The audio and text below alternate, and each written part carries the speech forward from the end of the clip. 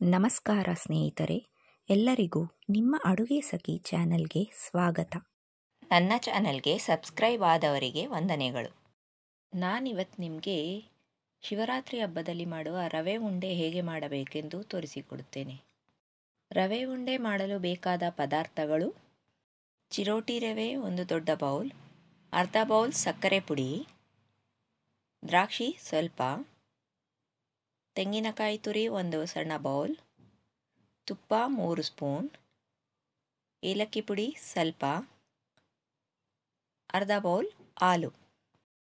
ಮೊದಲು ಒಂದು ಬಾಣಲಿಗೆ ಎಲ್ಲ ತುಪ್ಪವನ್ನು ಹಾಕಿಕೊಂಡು ದ್ರಾಕ್ಷಿಯನ್ನು ಹುರಿದುಕೊಳ್ಳಬೇಕು.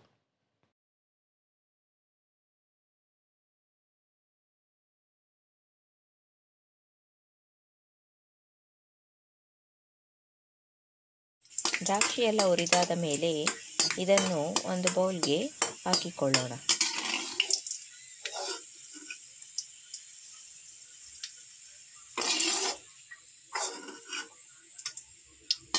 ನಂತರ ತುಪ್ಪ ಇರುವ ಬಾಣಲಿಗೆ ಚಿರೋಟಿ ರವೆಯನ್ನು ಹಾಕಿಕೊಂಡು ಮೀಡಿಯಂ ಫ್ಲೇಮ್ನಲ್ಲಿ 5 ನಿಮಿಷಗಳ ಕಾಲ ಹುರಿದುಕೊಳ್ಳಬೇಕು.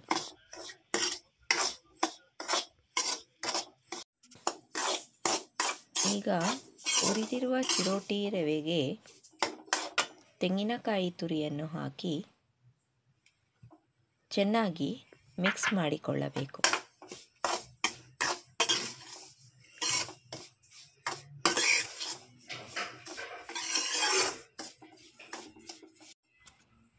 ಇದು ಚೆನ್ನಾಗಿ ಮಿಕ್ಸ್ ಆದ ನಂತರ ಈಗ ಇದಕ್ಕೆ ಸಕ್ಕರೆ ಪುಡಿಯನ್ನು ಹಾಕಿ ಚೆನ್ನಾಗಿ ಮಿಕ್ಸ್ ಮಾಡಿಕೊಳ್ಳಬೇಕು.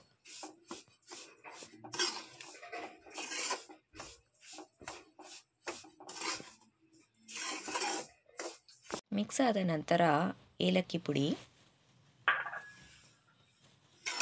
ದ್ರಾಕ್ಷಿ,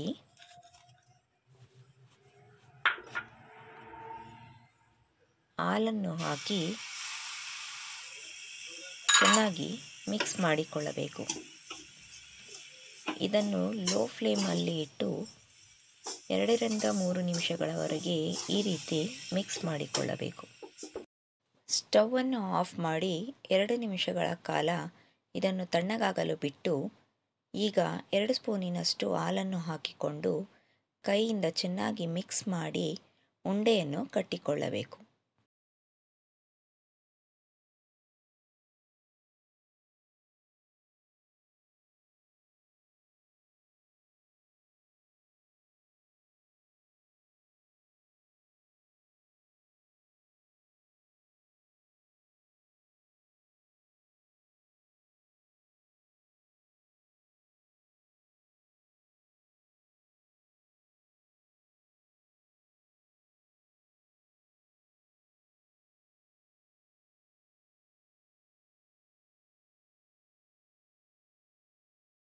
ಈಗ ಶಿವರಾತ್ರಿಯಲ್ಲಿ ಮಾಡುವ ರವೆ ಉಂಡೆ ಸಿದ್ಧವಾಗಿದೆ.